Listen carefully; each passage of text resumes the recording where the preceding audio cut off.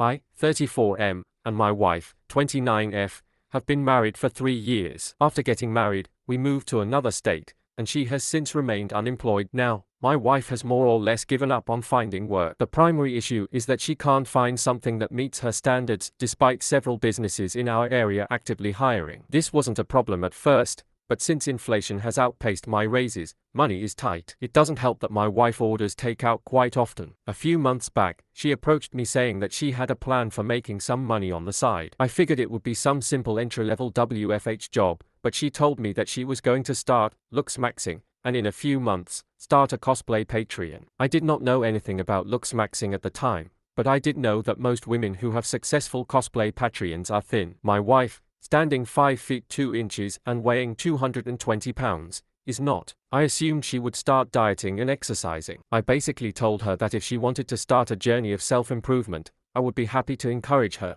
but I also emphasized that she shouldn't rely on a crapshoot like Patreon for money. She clearly didn't listen, as over the past 3 months, she has been obsessively looksmaxxing, and her version of this is spending too much money on makeup and skincare regimens while continuing to eat takeout and staying sedentary. She spends an inordinate amount of time watching makeup tutorials and TikToks about how to make yourself more attractive. After 3 months of this, I had already reached my limit with her, which has led to several arguments. But today, while I was at work, I got a notification from my bank that she had withdrawn $450 out of our joint account. I called her immediately, and she didn't answer. I texted her, and she didn't see it. I then told my boss I had to go home due to an emergency and left the office immediately. When I walked in the door, I found her in the living room. I asked what the hell she had spent $450 on, and she gawked at me, not realizing that I'm notified every time she withdraws money. Then she came clean through facial cream. She said something like, "I know you're mad,